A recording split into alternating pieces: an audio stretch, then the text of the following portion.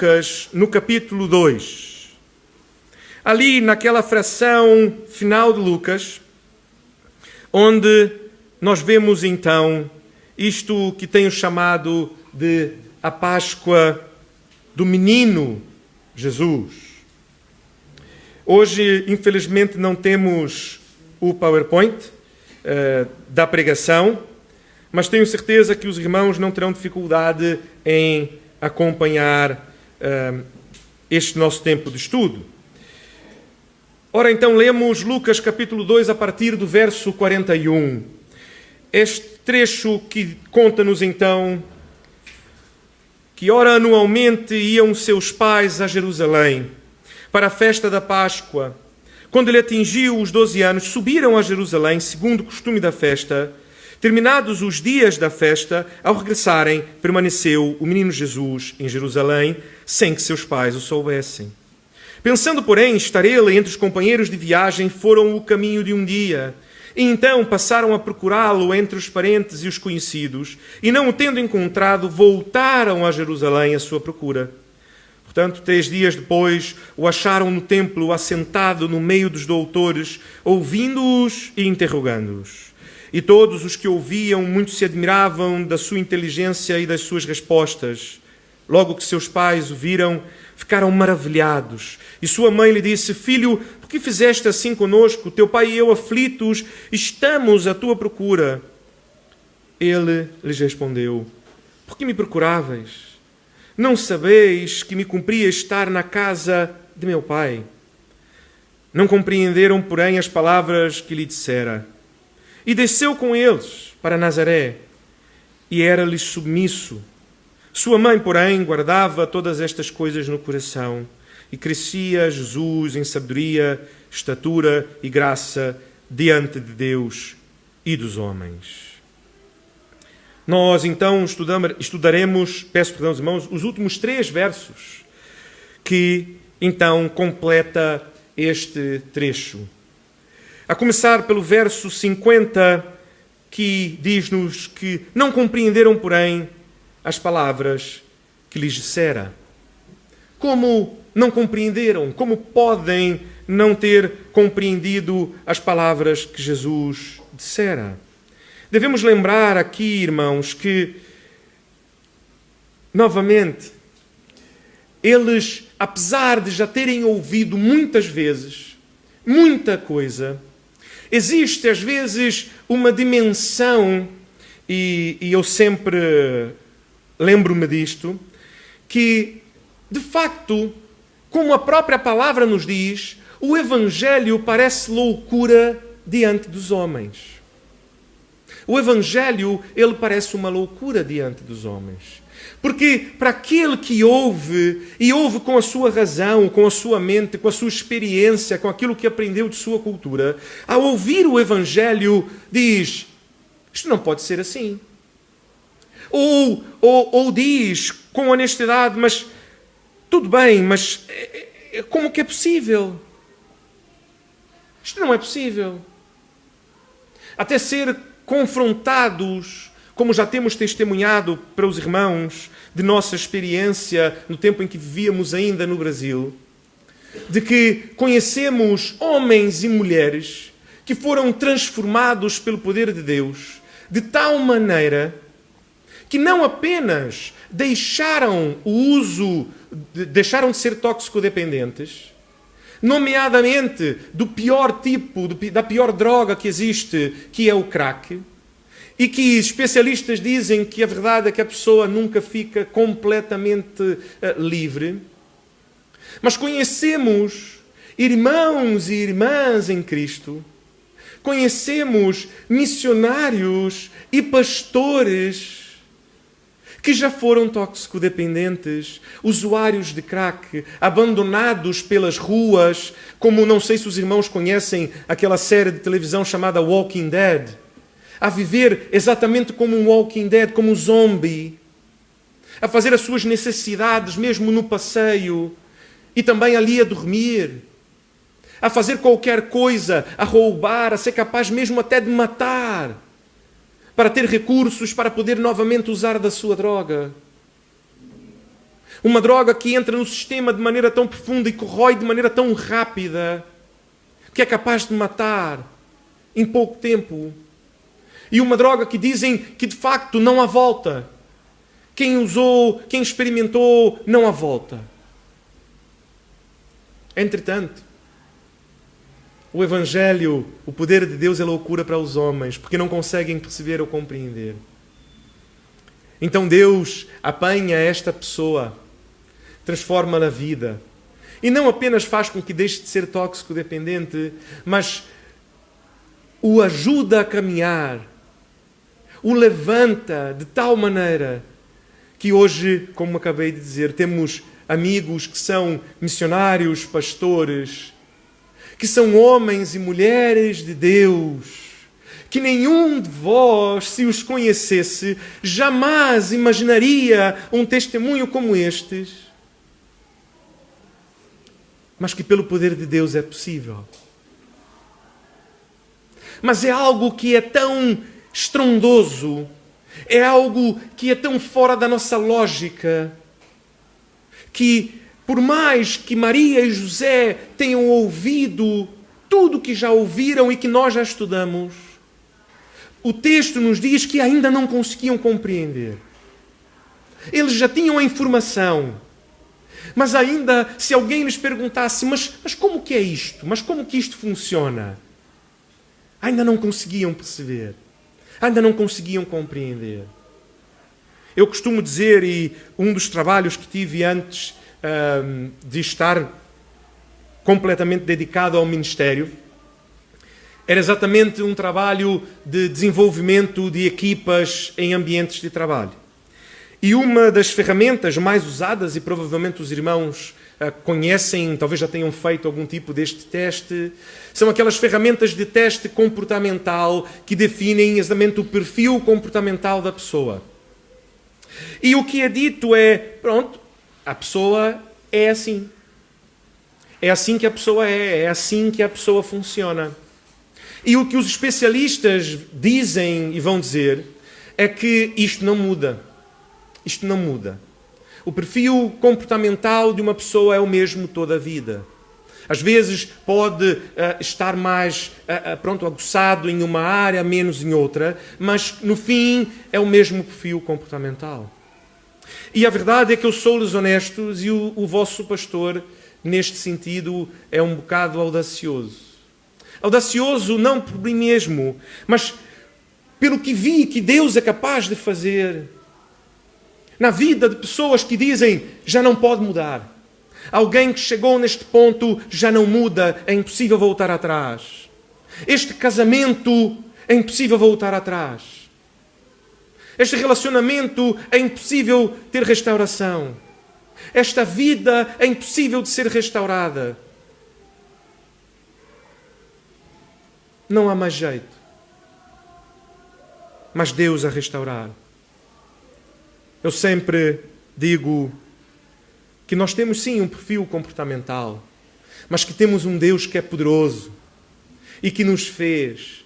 E que mesmo aquelas áreas que são ditas, que são limitações para quem tem aquele determinado perfil comportamental, eu creio que Deus é poderoso o suficiente para, por meio do seu Espírito Santo, agir e transformar. E digo isso porque, por exemplo, há perfis comportamentais que as pessoas dizem que são pessoas que são mais fechadas, que têm mais dificuldade em relacionar-se com os outros, em confiar nos outros, em desenvolver amizades.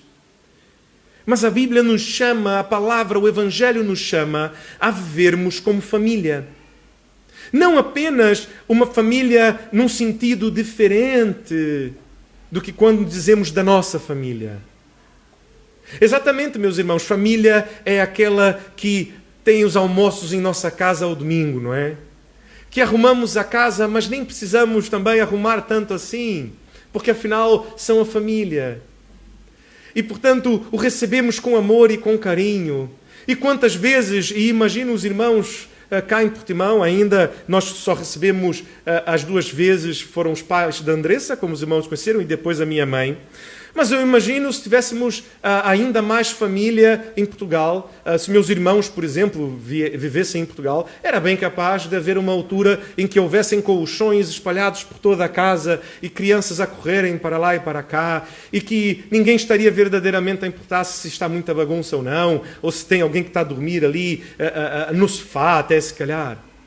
Porque o que importa é estar junto, o que importa é estar em família, não é?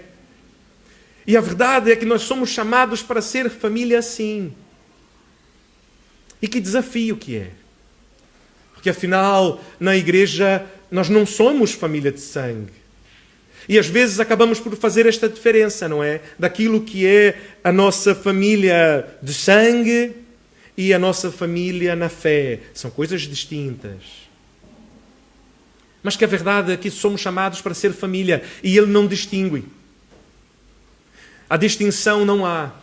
E por que falo disto? Exatamente pela questão do perfil comportamental, que as pessoas vão dizer assim, mas eu não sou, o meu perfil não é muito de receber pessoas em casa, pronto, não fui acostumado assim, não cresci assim, não fui ensinado assim. Mas pelo poder do Espírito Santo de Deus, Ele pode transformar-nos a vida. Se é esse o desejo dEle, é isso que Ele nos chama a fazer. Apesar dos nossos perfis comportamentais. Mesmo que às vezes não percebamos, como Maria e José, como é que isto vai funcionar. Que olhemos e que leiamos o texto e digamos, como é possível? Ok, eu percebo que tenho que perdoar 70 vezes 7. Mas como que isto é possível? Eu percebo que eu devo amar a Deus acima de todas as coisas. Mas verdadeiramente, como que isto é possível? Como que eu amo a Deus mais do que os meus filhos, do que a minha mulher, do que a minha própria vida? Como que eu amo ao próximo como a mim mesmo? Como que é possível? Isto não é possível, isto é uma utopia. Irmãos, não é uma utopia, isto é evangelho. É este o verdadeiro desejo de Deus para cada um de nós. E é isto que José e Maria sabem, que Jesus é o cumprimento de todas estas coisas. Mas que se alguém, se calhar ao sair do templo, ali naquela Páscoa, perguntasse para eles, ok, está bem, olha, que maravilha, mas como é que isto vai funcionar? Como é que isto funciona?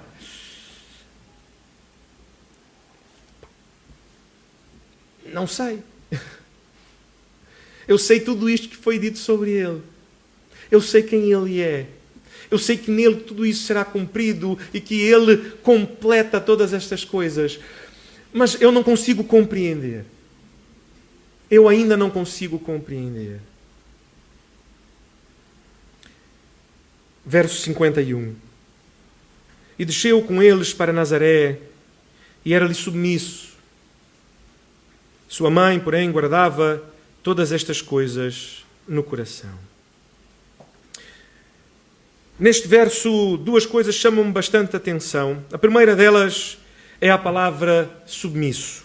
Exatamente porque aqui, há alguns domingos, falávamos exatamente sobre o facto de Jesus ter ficado em Jerusalém, sem que os pais soubessem, sem avisar aos pais. E nós percebemos como que era possível ser Jesus, então, submisso aos pais e ainda assim fazer desta maneira. Exatamente pela questão que acabei de colocar aos irmãos, e se os irmãos lembram, na semana passada falamos sobre isso, de que, de facto, Jesus amava a Deus acima de todas as coisas. Lembramos que o primeiro mandamento de todos é qual? Amar a Deus sobre todas as coisas. Este é o primeiro mandamento. É o mandamento que está sobre todos os outros. E que Jesus mesmo, ao ser perguntado qual é o maior mandamento, diz: amar a Deus acima de todas as coisas. Portanto, Jesus amava e era submisso a seus pais. E o texto mesmo nos diz isto. Entretanto, esta submissão é uma submissão condicionada. E eu volto então ao exemplo que dei também há alguns domingos atrás da visão militar. E a verdade é que o soldado é submisso ao sargento. E se o sargento dá-lhe uma ordem, ele cumpre. Afinal, ele é um soldado. E ele deve obedecer o seu sargento. Entretanto, se houver um momento em que o sargento diga-lhe algo e o tenente diga-lhe algo, ele certamente obedecerá ao tenente e não ao sargento. Se houver um momento em que o general disser-lhe algo, ele não terá dúvida nenhuma. Ele vai cumprir conforme foi ordenado pelo general. Exatamente porque existe uma hierarquia. E Jesus era submisso aos seus pais. E sabia, como também já estudamos e vemos pelo testemunho de José e Maria, o como temiam a Deus e eram submissos a Deus e à sua lei. Mas, acima de seus pais, acima de Maria e de José, está Deus. E Jesus deseja estar na casa de Deus, na casa do Pai. Como falamos novamente na semana passada, o Pai com P maiúsculo. Entretanto, vemos então neste texto a dizer que ele desceu para Nazaré e era-lhe submisso. E o interessante é que, se olharmos no original, vamos perceber que esta palavra, que aqui é traduzida como submisso, ela tem um sentido de submissão, não com um sentido de subjugação. E qual a diferença? A diferença entre submissão, entre ser submisso e ser subjugado, é que ser submisso é colocar-se numa posição de sujeição. É fazer-se sujeito a. Entretanto, se nós formos para o outro lado, e ao invés de falarmos de submissão, de alguém que é submisso, falarmos de alguém que é... desculpa, agora faltou a palavra. Acabei de dizer 3 vezes. Subjugado, obrigado. Alguém que é subjugado é alguém que é forçado a estar naquela posição. É alguém que por força, seja força física, de lei, económica, moral, emocional, é posto numa posição abaixo de obediência. Não pela própria vontade, que se pudesse, faria-se livre, e a verdade é que deseja a liberdade, mas que não foi feito assim por própria vontade, mas pela vontade do outro. Mas a palavra aqui usada é a palavra submissão. E que a própria palavra no original pode ser traduzida, pode ser percebida como sujeitou-se. Portanto, poderíamos traduzir aqui também, de maneira muito, sem nenhum problema linguístico, que desceu com eles para Nazaré e sujeitava-se a eles. Sujeitava-se aos seus pais. Ele mesmo que o fez. Não era porque era filho. E aqui novamente nós vemos o paralelo com Deus. Porque nós falamos, como Lucas aponta, que eles cumpriam não a lei de Moisés. E relembro-vos a diferença. Que o povo naquela altura referia-se à lei não como lei de Deus, mas referia-se como a lei de Moisés, a lei mosaica. Exatamente porque foi dada por Moisés ao povo, que claro, sabemos que foi Deus que deu a Moisés, Moisés que deu ao povo, mas que foi dada ao povo por Moisés. Portanto, a lei mosaica. E era comum então, e o normal seria dizerem, e eles cumpriam toda a lei mosaica. Mas não diz assim, diz que cumpriam toda a lei de Deus, a lei do Senhor. E assim como ali mostra algo diferente e faz uma distinção real, cá da mesma maneira. Jesus não era submisso a seus pais porque era filho e, portanto, não tinha outra opção, uma vez que na cultura era assim que deveria ser. Mas ele era submisso aos seus pais porque ele mesmo, por vontade própria, sujeitava-se a eles. Ele mesmo colocava-se numa posição de serviço deles, de obediência a eles. E nós vemos isto, Jesus então cumprir aquilo que falamos. E por isso falamos também há 2 semanas, por isso falamos também na semana passada, quando lemos o texto de 1 Pedro.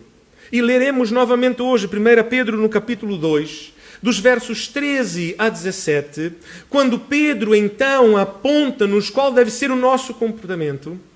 E aqui os irmãos vão ver então, agora, com essa luz do verso 51, como que aquilo que Pedro nos chama a fazer não é nada senão aquilo que Jesus mesmo já fez. E no verso 13, então, ele diz: sujeitai-vos. E percebam aqui que bonito, é exatamente a palavra sujeição. Ou seja, se colocar-se, coloquem-se, sujeitai-vos a toda a instituição humana por causa do Senhor, quer seja o rei como soberano, quer as autoridades como enviados por ele, tanto para castigo dos malfeitores como para louvor dos que praticam o bem. Porque assim é a vontade de Deus, que pela prática do bem façais emudecer a ignorância dos insensatos. Como livres sois, não usando todavia a liberdade por pretexto da malícia, mas vivendo como servos de Deus, tratai todos com honra, amai os irmãos, temei a Deus, honrai ao Rei. Vemos que aquilo que Pedro chama-nos a viver é exatamente aquilo que Jesus viveu e cumpriu. Jesus, mesmo sendo o Filho de Deus, Jesus, mesmo sendo o próprio Deus, cheio do Espírito Santo, submete-se a seus pais. O tempo de começar o seu ministério ainda não era chegado. E temos falado muito sobre isso, não é? E em Filipenses, capítulo 2, do verso 5 a 8, o apóstolo Paulo diz-nos um dos textos mais bonitos de todas as Escrituras, que ele diz, então, a junção daquilo que acabamos de ler em Lucas com aquilo que temos lido em 1 Pedro, e ele funde estas coisas e mostra-nos, então, a verdade do Evangelho. Tende em vós o mesmo sentimento que também houve em Cristo Jesus, pois ele, subsistindo em forma de Deus, não julgou como usurpação o ser igual a Deus, antes, a si mesmo se esvaziou, assumindo a forma de servo, tornando-se em semelhança de homens e reconhecido em figura humana, e a si mesmo se humilhou, tornando-se obediente até a morte e morte de cruz. Percebam estes dois trechos, verso 7.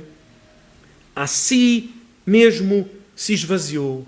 Ninguém poderia obrigá-lo, ninguém poderia esvaziá-lo, ninguém poderia forçá-lo a esvaziar-se. Ele a si mesmo se esvaziou. Verso 8. A si mesmo se humilhou. Ninguém poderia humilhá-lo, ninguém tinha poder, nem motivo, nem forma de humilhar a ele. Mas ele a si mesmo se humilhou. Ele mesmo, por escolha própria, pôs-se nesta condição. O pecado de Adão e Eva que herdamos é exatamente o pecado da insubmissão a Deus. Na Idade Média, muitas pessoas perguntavam-se qual era o fruto.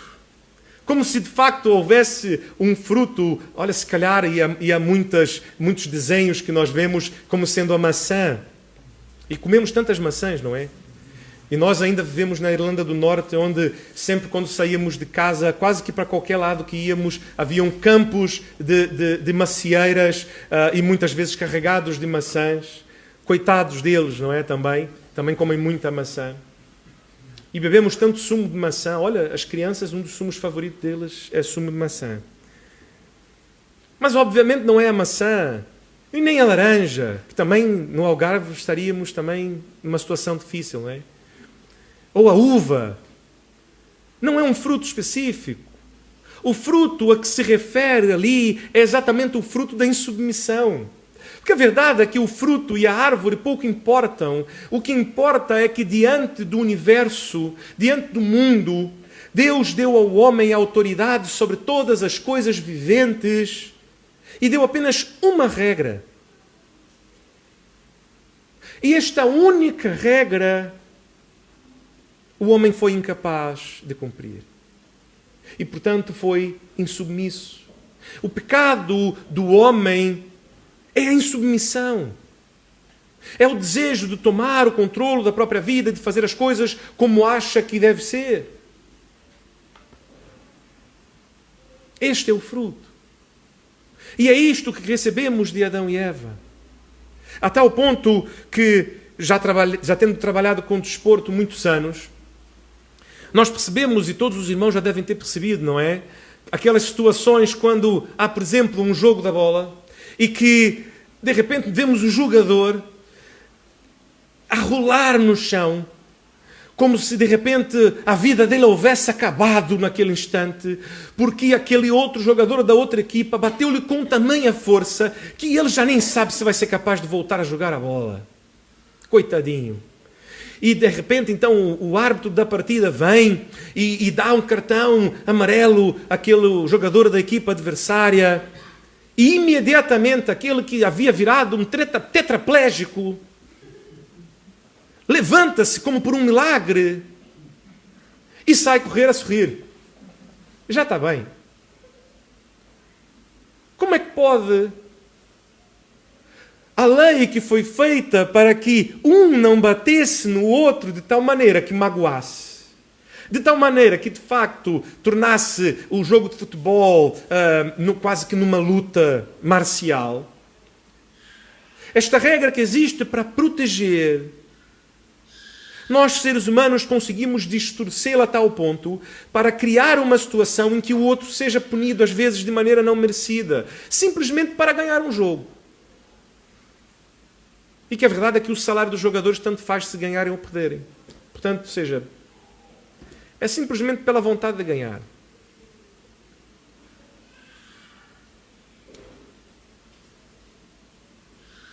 Entretanto, Jesus fez-se homem. E ele sujeitou-se. Ele submeteu-se.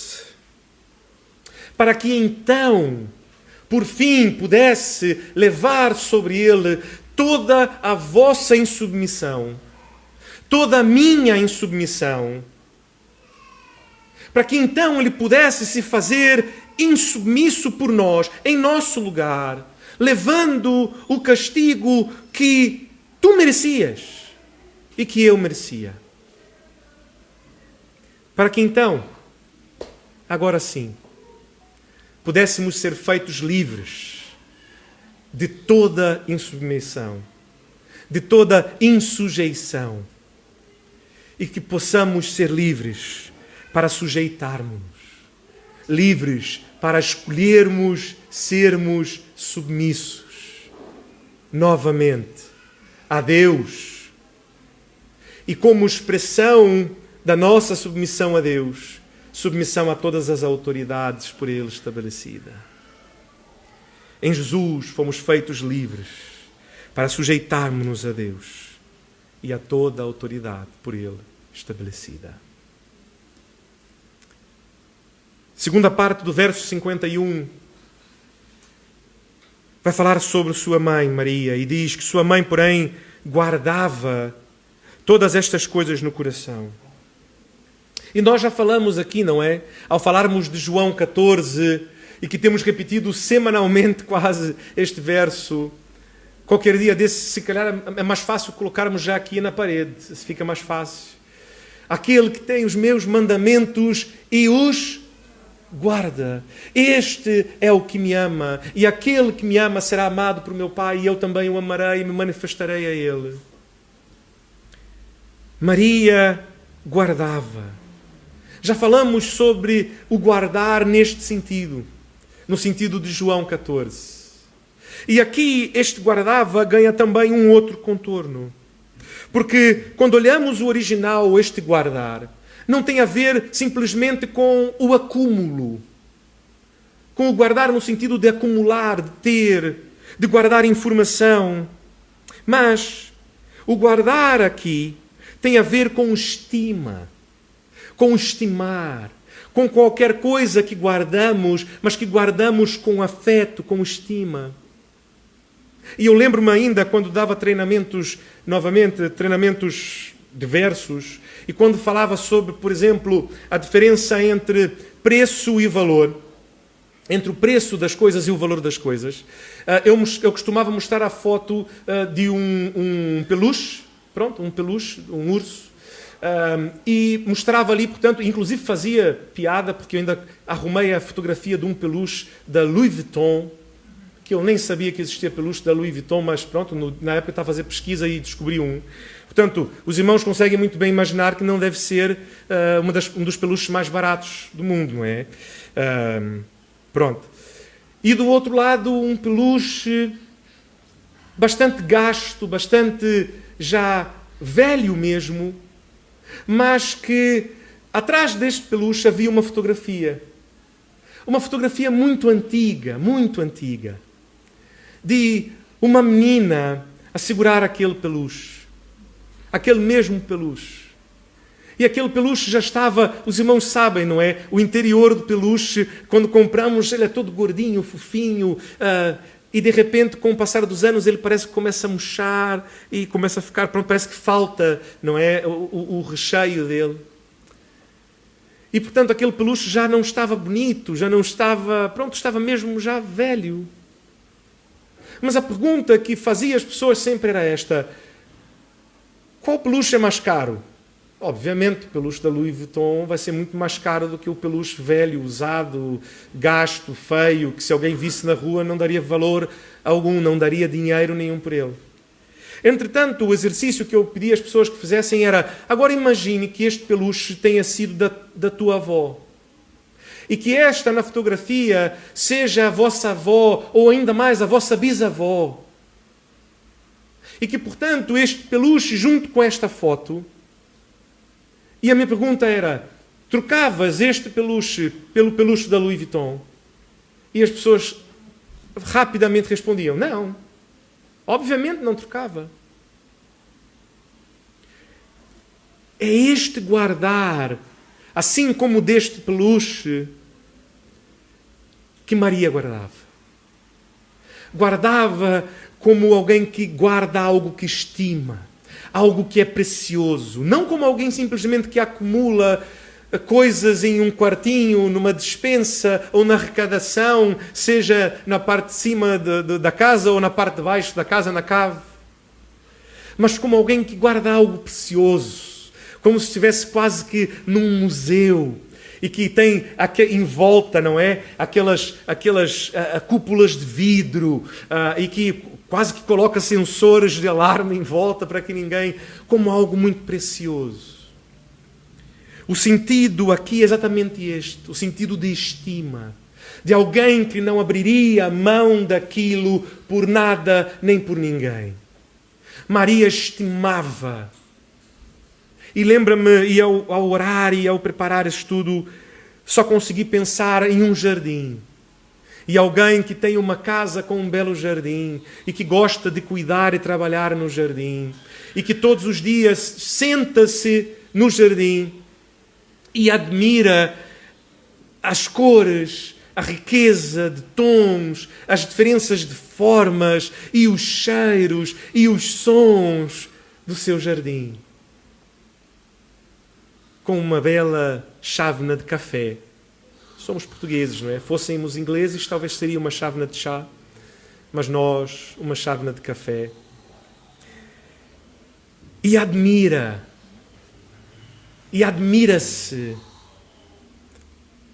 de tudo, de toda a riqueza. É isto que Maria fazia. Este é o sentido de guardar que Maria guardava. Não é um sentido só de conhecimento, de saber, mas no sentido de cuidado, assim como um jardim. Que se abandonamos de lado e deixamos de visitar aquele jardim no pátio atrás de nossa casa, se calhar por 6 meses, quando lá chegarmos, não parecerá nada com o jardim que deixamos. E precisamos, se calhar, visitar o nosso jardim várias vezes e cuidar do nosso jardim não apenas sentar-se nele e admirar, mas precisamos cuidar ativamente do nosso jardim. E era isto que Maria fazia. Maria guardava não apenas no sentido de manter e, olha, está cá o jardim, mas guardava no sentido de que cuidava do seu jardim. Está tudo bem, nossas crianças sabemos como são. Que Deus dê sempre sabedoria aos pais e paciência. A paciência está sempre a ser exercitada pela graça do Senhor. Mas é assim que Maria guardava. Assim como nós os filhos, não é? Não é como se os filhos criassem-se sozinhos, não é? Os pais sabem muito bem disto. E que mesmo temos sempre que andar ali à volta, a cuidar e ajudar e a fazer. Mesmo quando já tem mais idade, não é? Os irmãos que já são mais experientes, já têm filhos se calhar adultos, ainda assim dizem, pastor, isto nunca termina. Já tenho netos e ainda é assim. Se calhar tenho bisnetos e ainda é assim. Mas Maria guardava, cuidava, regava, podava e admirava e contemplava tudo isto em seu coração. Deus espera que não apenas saibamos, não apenas estudemos a sua palavra, mas que contemplemos a sua palavra. Que trabalhemos no sentido não de que vamos mudar a sua palavra, não é isto, mas no sentido de percebermos melhor e cada vez melhor. E de que cada vez, cada nuance, cada cor, cada tom, cada forma da sua palavra faça-nos ficar maravilhados, conforme a estudamos, conforme conhecemos, conforme experimentamos. Deus, que é invisível, fez-se homem, tornou-se visível a nós, para que pudéssemos então de forma inequívoca contemplá-lo. Ele é o Deus, Ele é santo e Ele é perfeito, e Ele de forma perfeita sujeita-se e tem tantos tons e tantas formas, e é um Deus tão maravilhoso, tão poderoso, que merece ser contemplado. Deus dá-nos o privilégio de contemplarmos a Ele e espera que o façamos. Lembrem-se disto. Deus dá-nos o privilégio, não são todos que têm este privilégio, não são todos que percebem que, encontrando-se diante de Deus, de facto contemplam-no. E Ele não só dá-nos o privilégio, mas de facto espera que assim o façamos. Portanto, meus irmãos, dizer que é crente em Jesus e não contemplá-lo é o mesmo que ter ingressos, ter convites para o maior espetáculo do universo e não ir. De que é que vale? Imaginem que vai ter o maior espetáculo do universo, vai acontecer em Portimão, e que os ingressos são poucos, exclusivos e caros. E então este concerto foi ontem. E eu sei que o irmão, que a irmã tinha um ingresso para lá estar. E então hoje pela manhã, ao acabar o culto, o pastor vai ter convosco e pergunta, então, como é que foi? Conte-me, porque pronto, eu, pobre de mim, não estava lá, não podia ir, não tinha ingressos. Como é que foi? E então diz-me, não fui. Mas olha, tem os ingressos. Que diferença que faz? A vida cristã não foi feita para ser vivida na eternidade. Não é isto que Jesus ensina-nos. Ele ensina-nos que a vida cristã é para ser vivida hoje. Aquele que já entregou-se diante de Cristo já experimenta a vida eterna nele. Já não somos cidadãos deste mundo.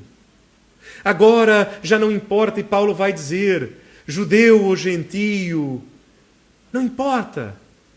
Não importa se és português, se és brasileiro, se és guinense, se és cabo-verdiano, se és angolano, se és americano, se és inglês, se és francês, holandês. Não interessa. Porque se alguém está em Cristo, agora já não é mais cidadão deste mundo, mas é cidadão da eternidade, do reino de Deus. Agora não adianta ter o passaporte, não adianta ter o BI do reino de Deus e não usá-lo. Deus convida-nos a contemplá-lo. Contemplem ao Senhor. Estejam em sua presença. Acho que já falei isto para os irmãos. O vosso pastor, sempre que vai começar a estudar um texto, eu não começo por ler os comentários bíblicos. Eu não começo por ler os comentários histórico-culturais. Não começo por ler os guias exegéticos. Não começo por ler os dicionários de grego ou de hebraico. Eu começo com oração. Exatamente como começamos todos os cultos a dizer: Deus, fala comigo. Eu quero encontrar com o Senhor. Eu quero encontrar com o Senhor enquanto leio este texto. Eu quero que este texto fale ao meu coração. Fala ao meu coração. E a segunda coisa que faço é exatamente ir ao texto e ler o texto e orar novamente sobre aquele texto. E admirar daquele texto. E procurar admirar-me sempre e mesmo do texto talvez mais simples. Em busca exatamente dessas cores, dessas nuances, desses odores, desses sons, do qual a sua palavra é tão rica. E por fim, verso 52. E crescia Jesus em sabedoria, em estatura e graça, diante de Deus e dos homens. Sabedoria já falamos bastante. Portanto, dou-me aqui a liberdade de que os irmãos que não ouviram ou não estiveram quando falamos sobre sabedoria, que podem ir à nossa página no Facebook. O YouTube acabou por ficar um bocadinho defasado por conta do computador do pastor que deu problema, já partilhei isso com os irmãos, mas agora acredito que essa semana conseguimos voltar a colocar também no YouTube. Mas que já há algumas semanas falamos sobre sabedoria e o que vem a ser sabedoria. Também já falamos sobre graça e o temos falado todas as semanas. Mas aqui então chamou-me a atenção a palavra estatura. Exatamente porque esta palavra não significa no seu original apenas tamanho, ou seja, apenas altura. Significa também idade, o que nos lembra tempo, o que nos remete novamente que a vida cristã também tem uma dimensão temporal. Paulo compara os irmãos de Corinto a bebés. 1 Coríntios, capítulo 3, versos 1 e 2, o apóstolo Paulo vai dizer: Eu, porém, irmãos, não vos pude falar como a espirituais, e sim como a carnais, como a crianças em Cristo. Leite vos dei de beber, não vos dei alimento sólido, porque ainda não podeis suportá-lo, nem agora podeis, porque ainda sois carnais. Existe mesmo espiritualmente uma dimensão de amadurecimento, uma questão de crescimento. Existe uma dimensão de tempo que o texto nos diz então que Jesus crescia em sabedoria, mas crescia também em estatura, crescia também com o tempo, crescia também em tamanho, em idade, em maturidade, porque esta palavra também pode ser traduzida como maturidade. E nós sabemos que maturidade leva tempo. Ninguém é feito maduro com um estalar de dedos. É feito maduro com o tempo, com as experiências que o Senhor nos dá na vida. E então podemos perceber duas dimensões e assim encerramos. A primeira dimensão é que diante do tempo precisamos ser pacientes. Começar, como Paulo diz, com o mais puro leite espiritual. E ter a paciência. Ter o cuidado para não buscar antes do tempo comer umas tripas à moda do Porto. Imaginem um bebê com menos de 1 ano de vida a comer tripas. Não vai correr bem, pois não? Não pode. Precisa comer o leite espiritual. Precisa tomar o leite ali do biberão ou do seio materno. É preciso ter alimento líquido no início. O leite. Mas também, meus irmãos, isto lembra-nos uma outra responsabilidade. Que muitas vezes também acomodamo-nos com o leite. E é tão bom. Um leitinho quentinho pela manhã, quando acordamos. Sabe tão bem. O alimento sólido precisamos cortar. O alimento sólido precisamos mastigar. O alimento sólido é mais difícil de digerir. O leite não, é mais fácil. Custa-nos menos. Precisamos então lembrarmos de que a nossa vida não pode ser feita de uma dieta de leite. Uma dieta daquilo que nos dá jeito ouvir. Uma dieta daquilo que nos dá jeito fazer. Daquilo que nos dá jeito viver. Não é este o chamamento de Jesus para nós. Quanto temos visto crescer em nossas igrejas, não só em Portugal, mas por todo o mundo, a cultura de que fazemos aquilo que nos dá jeito. Estamos quando nos dá jeito. Estamos até enquanto nos dá jeito. Estudamos, lemos, envolvemos-nos o quanto nos dá jeito. Porque a verdade é que não queremos amadurecer. Não queremos deixar o leite espiritual.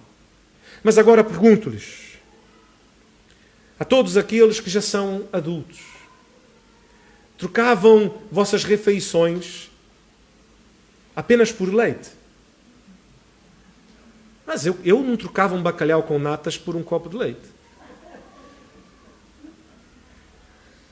Não trocava mesmo. Ou um churrasco. Não trocava. E não troco.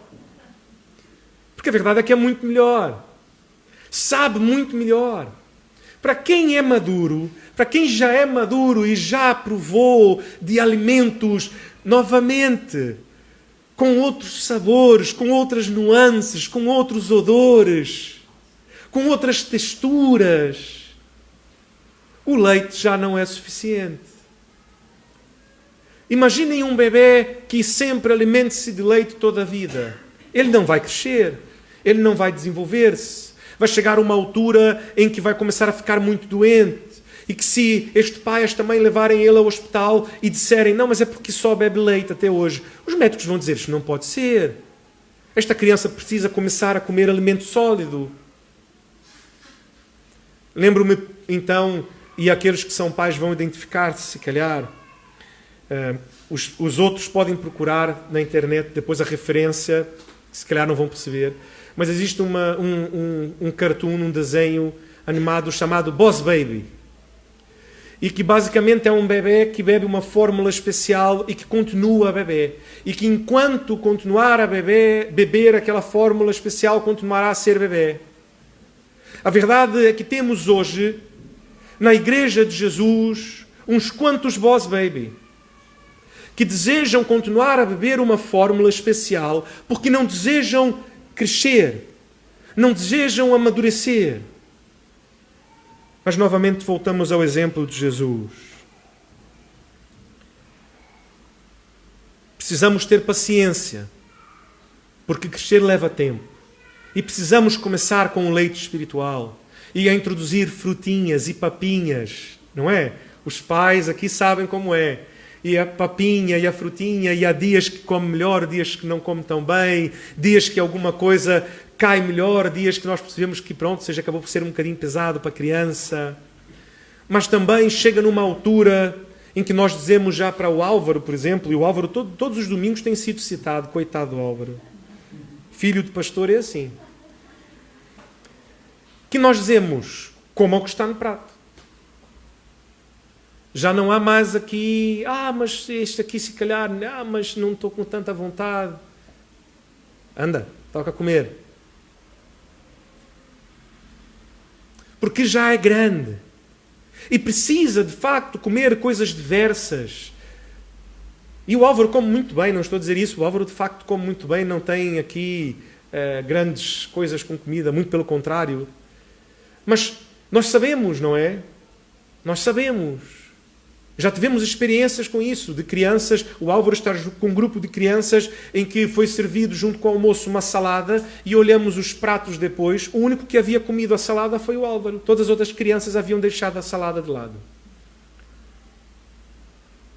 Quantas vezes fazemos isto? Queremos o louvor.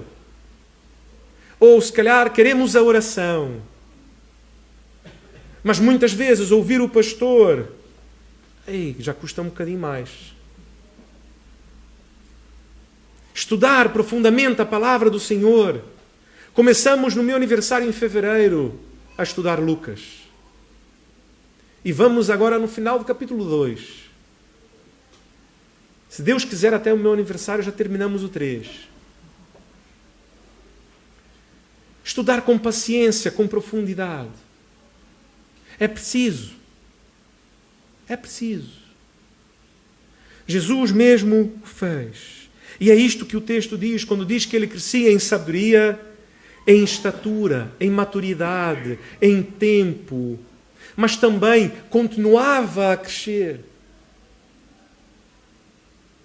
Sabes mais de Jesus, relaciona-se mais proximamente de Deus hoje do que há um mês,